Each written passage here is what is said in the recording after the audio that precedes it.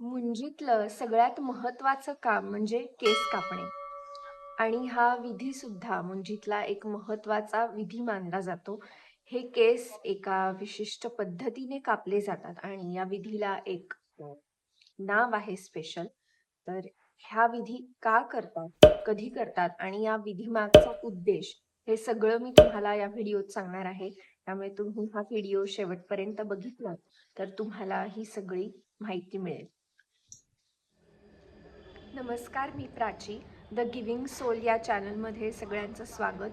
या सिरीजमध्ये आपण मुंज, उपनयन, व्रतबंध याच्याबद्दल माहिती घेत आहोत आणि याच्या मागच्या एपिसोडमध्ये आपण मुंज का करतात, कधी करतात, त्या मुंजीमागचा उद्देश हे सगळं बघितलं होतं.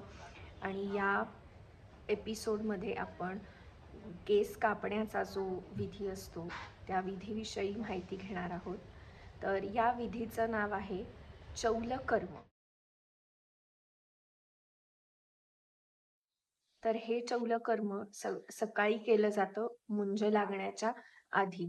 म्हणजे हा महत्वाचा विधी असतो मुंजीमधला आणि हा पहिला मेन विधी असंही त्याला म्हणता येईल. तर आपण अधिक माहिती घेऊया चौलकर्म या विधीबद्दल.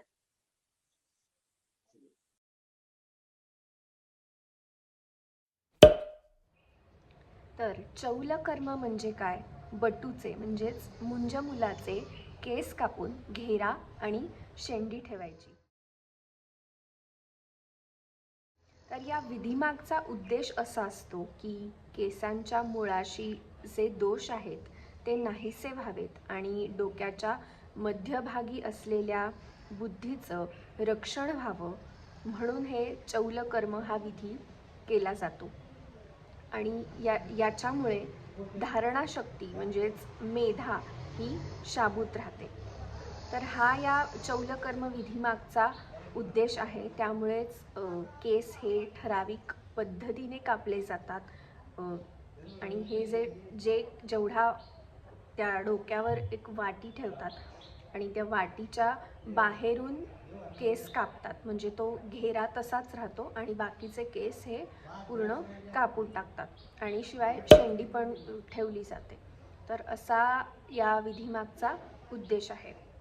या विधीनंतर अभ्यंग स्नान केलं जातं आणि मुंज मुलगा म्हणजेच बटू सोवळं आणि उपर्ण अशा पारंपरिक वेशात मातृभोजनासाठी तयार होतो. शिवाय हे मातृभोजन चालू असताना कौतुकाने मातृभोजन गीत गायलं जातं. तर हे गाणं सुद्धा या चॅनलवर अवेलेबल आहे. त्यामुळे हा चॅनल तुम्ही सबस्क्राईब केलात तर तुम्हाला मुंजेचं मातृभोजन, मुंजीचं मंगलाष्टकही असतं. जेव्हा मुंज लागते तेव्हा मंगलाष्टक गातात. शिवाय मुंज या विधीबद्दल माहिती हे सगळं तुम्हाला या चॅनलवर मिळेल. त्यामुळे तुम्ही हा चॅनल नक्की सबस्क्राईब करा आणि तुमच्या ओळखीत किंवा रिलेटिव्समध्ये कोणाची मुंज असेल तर त्यांनाही ते व्हिडिओज नक्की शेअर करा. आणि आजकाल हौस म्हणून मुंजीच्या आधी मेहंदी संगीतचा सुद्धा कार्यक्रम केला जातो. मुंजीच्या आधी किंवा लग्नाच्याही आधी ग्रहमक केलं जातं. मुंजीचा मुहूर्त काढला जातो. मुंजीच्या मुहूर्तावेळेसही गवल्या करणे, मालत्या करणे, नखुल्या असे प्रकार केले जातात आणि तेव्हाही मुहूर्ताच्या ओव्या म्हणतात पारंपरिक पद्धतीप्रमाणे. त्यासुद्धा या चॅनलवर तुम्हाला मिळतील. शिवाय आजकाल लग्न, मुंज, बारसं, डोहाळ जेवण या सगळ्याच कार्यक्रमांना एक इव्हेंटचं रूप आलेलं आहे आणि हे सगळे कार्यक्रम इव्हेंट मॅनेजमेंट अशा कंपनीजकडे कॉन्ट्रॅक्ट देऊन हे केले जातात. त्यामुळे ते सगळं मुंज मुलाची एंट्री असेल किंवा इव्हन नवरीची एंट्री असेल ते सगळं व्यवस्थित प्लॅन केलेलं असतं. तर माझा एक पर्सनल एक्सपिरियन्स मी शेअर करते. मी मध्ये एका मुंजीला गेले होते आणि तो मुलगा बिचारा सकाळपासनं उठून तयार होऊन ते काय त्यांचे फोटोशूट्स असतील त्याचे 17 वेळा पोजेस देणे, इकडे बघा तिकडे बघा. ॲक्च्युली तो मुलगा या सगळ्यामुळे इरिटेट झाला होता लिटरली. आणि त्याचे ते चौलकर्म केस कापणं जेव्हा चालू होतं तेव्हा तो थोडा खूपच तो इमोशनल झाला का त्याला एवढं दमल्यामुळे त्याला एकदम तो रडायलाच लागला. त्यामुळे तुम्ही तुमच्या मुलाचं पण ते त्याला किती आवडणार आहे किंवा फोटोशूट्स आहेत, व्हिडिओज घ्यायचे आहेत, त्याच्यासाठी ते सारखे रिटेक्स करा, फोटो नीट यावा म्हणून ते 17 वेळा त्याच्यात वेळ घालवा. तर तुम्ही मुलाची पण मेंटॅलिटी किंवा ते लक्षात घ्या. शिवाय ते सगळे मुंजीतले विधी करून सुद्धा लहान मुलं दमतात. त्यामुळे तुम्ही फोटोज किंवा याला जास्त महत्त्व न देता जसे काही कॅन्डिड फोटो निघत आहेत तसे जर तुम्ही केलेत तर त्या मुलालाही ते सगळं सुसह्य होईल.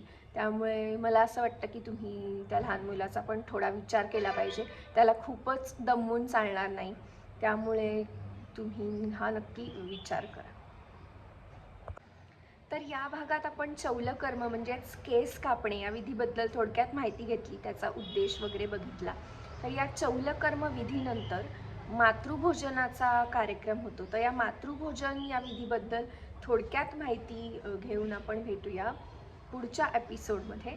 तोपर्यंत हे चॅनल तुम्ही नक्की सबस्क्राईब करा आणि अजून तुम्हाला कुठल्या विषयावर व्हिडिओज हवेत ते मला कमेंटमध्ये सांगा. आणि तुमच्या ओळखीत कोणाची मुंज लग्न असेल तर त्यांनाही या चॅनलवरची गाणी नक्की पाठवा. धन्यवाद.